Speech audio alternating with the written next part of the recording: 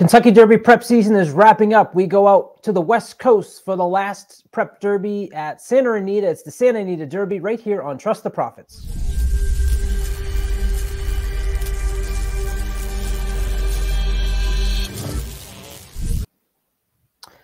They're loading them up for the 2023 Santa Anita Derby, one of the last prep races before the 2023 Kentucky Derby. I'm Colin Sheehan. That is El Hombre. El Hombre, what are you thinking about going into this race?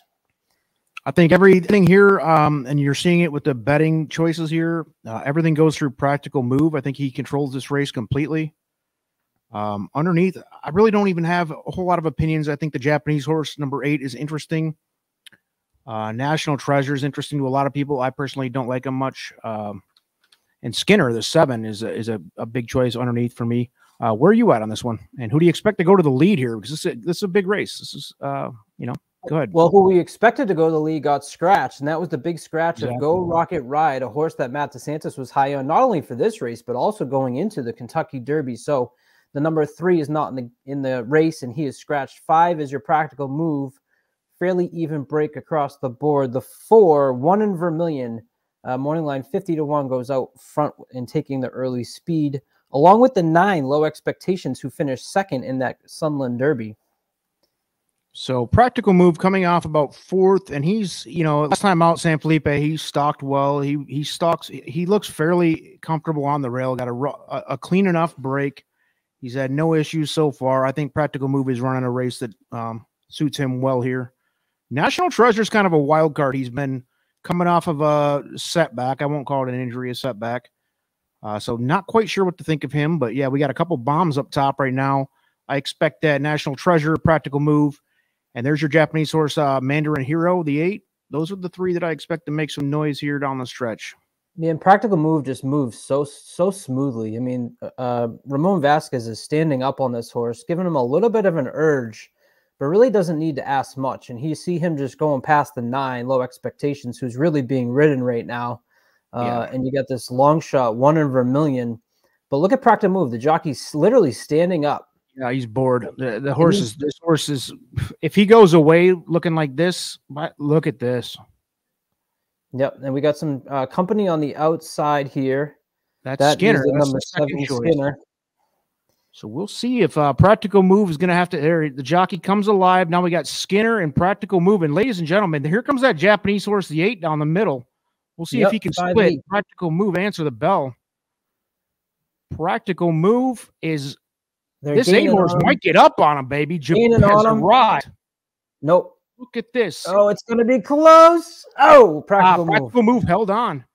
That Practical Move. Listen, ladies and gentlemen, if you're not aware of the Japanese movement happening in horse racing right now, wake up, boy. Mandarin Hero.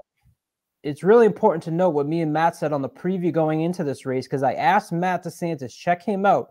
Hey, this Japanese horse runs on the B circuit tracks. This is the B. This horse came over from the B circuit. That's wild. So the horse that won the UAE Derby, Derma Sotogaki, is, considered obviously who made it really look easy over there, is only, in my eyes, this race makes it a bigger impression if they're B circuits coming over and running that race against Practical Move, who looked to me like held on.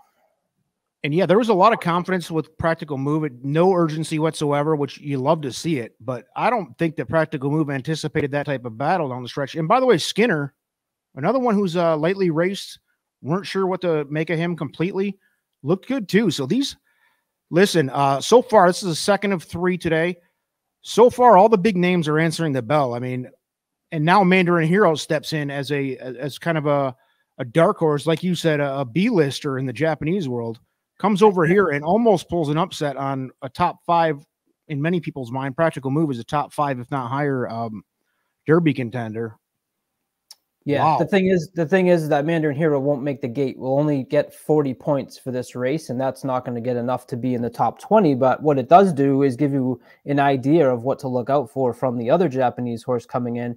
It's important to remember, we all talked about Tim Yakteen. A lot of people that hadn't watched horse racing last year heard of Tim Yakteen because he was the trainer that took over the Bob Baffert horse as well. It's important to know that Practical Move is an actual Tim Yakteen horse. This horse was not moved over from the Baffert barn. And, got some pressure there, but like you said, on the backstretch, he made it look so easy. Yeah, I don't think they anticipated that type of battle, which that was great. Good stuff. Love to see it. Thanks everybody for joining. That's the Santa Anita Derby. A little bit more exciting than we kind of expected.